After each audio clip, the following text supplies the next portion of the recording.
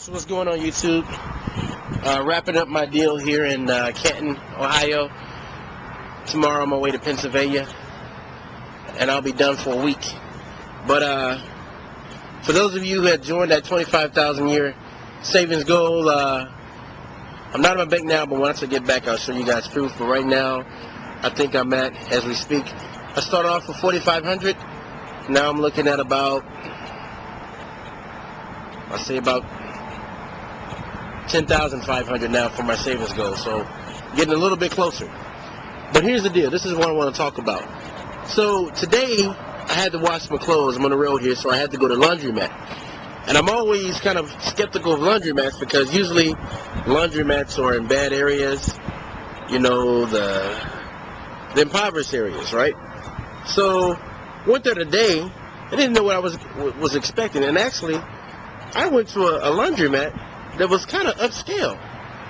And then I thought about it, thinking, wow, I've been to laundromats all over the United States, and I've rarely ran into some that were actually, you know, a little bit upper class. And then I started thinking for a second, a lot of people actually don't have homes now. So maybe the actual laundromat thing has actually picked up business. Because I'm in there, because this is why I've always been a fan of laundromats. Not so much as far as the visiting, but as far as a business. I'm going to tell you why. Because you guys know I'm all about businesses that are passive income. Right now, I'm not really in passive income. I have other streams of passive income, but I'm trying to get what I'm doing now to an automatic level. But laundromats, the owner wasn't there. I mean, his office was locked. He or she's office was locked. So you have people in there literally putting coins and washing clothes and buying chips and buying sodas, and all day long you have passive income that's being passed through that business. And then I'm looking around like, wow, you know, you can actually have laundromats in a nice area. So I never knew that, because I always thought that, man, if you put a laundromat in a nice area, you're not going to do any business. But then all of a sudden, you know, I saw a guy pull up from out of town, and I was like, wow, okay.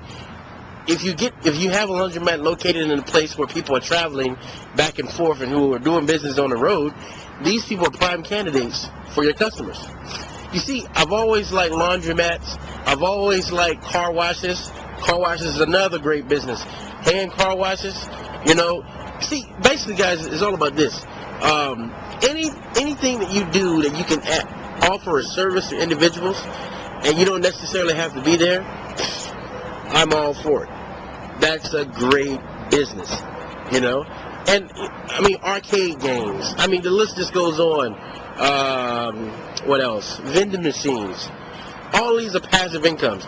You know, I've never done a video on Blog TV, but I think that it's time for me to try to put something together maybe once a week.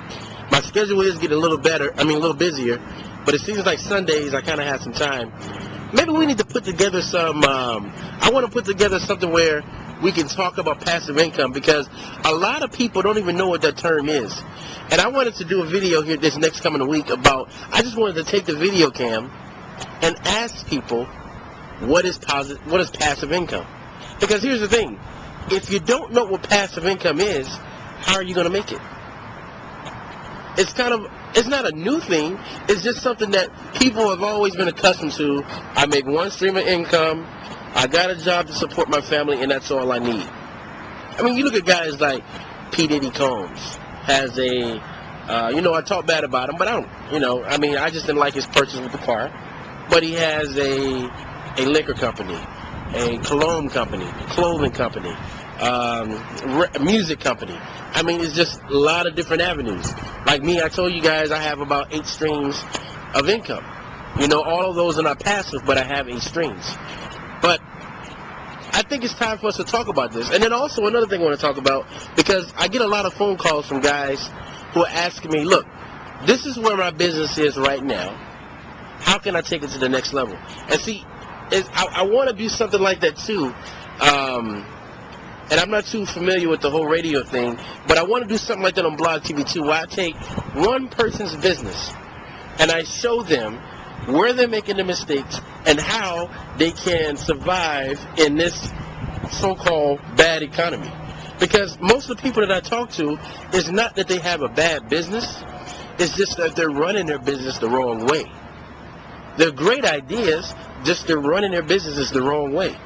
So that's what I want to talk about, guys. You know, like I said, let me hear your thoughts and concerns about, you know, passive income, and what do you guys think about laundromats? Do you think this is a good business? Do you know somebody that has one, or car washes or things? Do you think this is a good way to make income?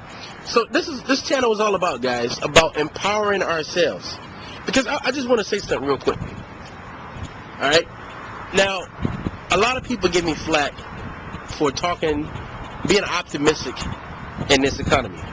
A lot of people want me to do the things that they're doing. They're complaining. Guys, let me tell you something. I could sit on my couch right now and watch the news every day and be just like everyone else who was complaining about the economy and wait on the government to give me something. I could do that every day, just like those people. But I choose not to. Because that's a depressing life. That's depression. If you sit there and watch someone complain every day, because look, if I sit down long enough, I guarantee you I could find something to complain about. I can find something to complain about, and also I could find somebody to blame it on why I'm not successful. But one thing I've noticed is that when I'm out here and I'm seeing business and I'm seeing money being made, you know, when my only problem is like I need to hurry up and go to the bank to deposit all this money. Those things don't sound like a bad economy to me. I talked to an individual the other day, you know, probably he's a multi-millionaire, you know, and he's telling me like, look, I have so many ideas for this economy and things like that. To hell with those people who complain. So when I hear people like this, my question is, what's the difference between these people and the people who complain? You be the judge. So let me hear your questions, comments, and concerns, and I'm gonna try to do more videos, guys. But when I get focused on doing what I'm doing for my business, sometimes we have tunnel vision. I just focus right there. But I'm gonna try to take some time out to keep doing these videos on a frequent basis. So until next time, signing off.